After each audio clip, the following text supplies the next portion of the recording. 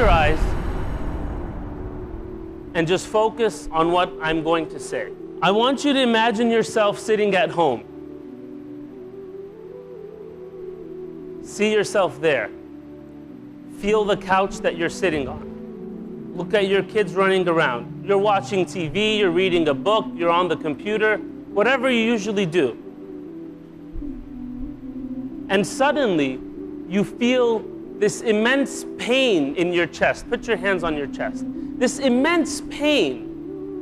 You don't know what it's coming from. It's just this immense pain. And you take a deep breath, and you think it will go away, but it doesn't. And this pain is just increasing, and suddenly you see yourself sweating. You stand up to find something, a cup of water, some medicine, but as soon as you stand up, you fall to the ground. Your family comes rushing to you. What's happening? Are you okay? You look at them. A tear comes out of your eye, but you cannot utter a single word. Because at that moment, brothers and sisters, you can see angels coming in to the room. You know that it's your time. And suddenly you feel this tingling feeling in your toes. And it starts to crawl up your legs. Everything it touches turns blue, cold, and dies. Your soul is slowly coming out of your body. This tingling feeling, you want to stop it, but you can't. It moves up your legs. It's at your hips. Your whole lower body is dead. It's cold. It's blue. You try to move it, but you can't. Your family's calling 911, trying to save you. You want to tell them some final words, but not a single word comes out from the pain and the agony of death. You look at your kids. You don't know what's going to happen to them. You look at your wife, and suddenly this tingling feeling keeps crawling up your body. It's at your chest. You try to stand up, but you can't. Most of your body is dead by now.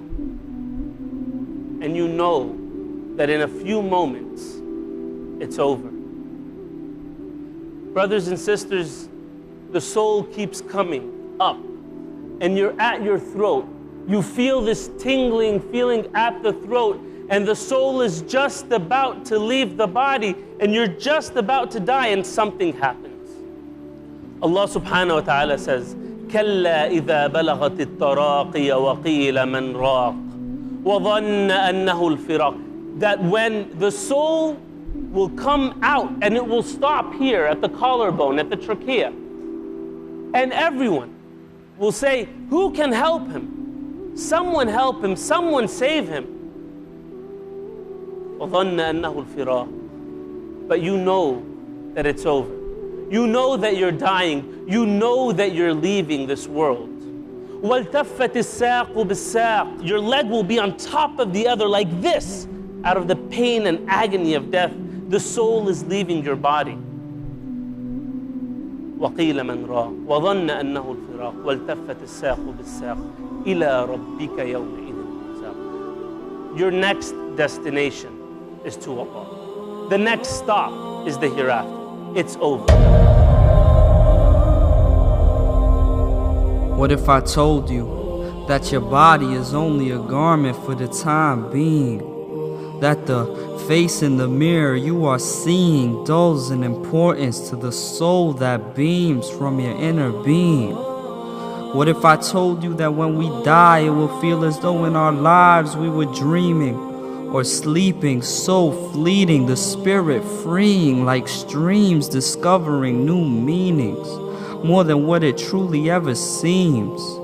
What if I told you that Allah repeatedly swears in the Quran by the night making oaths to the changing day to remind us of his power over this whole display, and to think of how fast time can feel in just one day.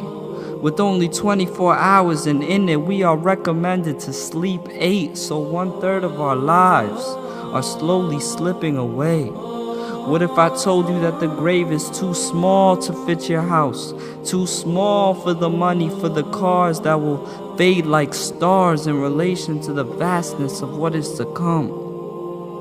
What if I told you that even though the casket is not big enough for all these materials, that the shroud can still house the most monumental of people, not in stature nor in status, but in deeds and devotion, people who are able to see beyond the commotion, the strength it takes to leave the crowd and focus on what is truly important, as did Moses or Joseph, Sumaya and Khadija. Each day I ponder on what it means to truly be a believer.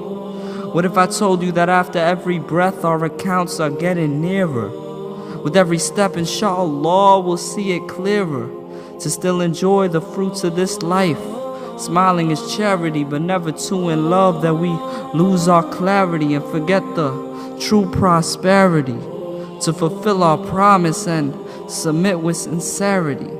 And what if I told you that even if all the people were to rebel, our shadows would still prostrate and bear witness to He who created you and me, Al-Hamid, the praiseworthy.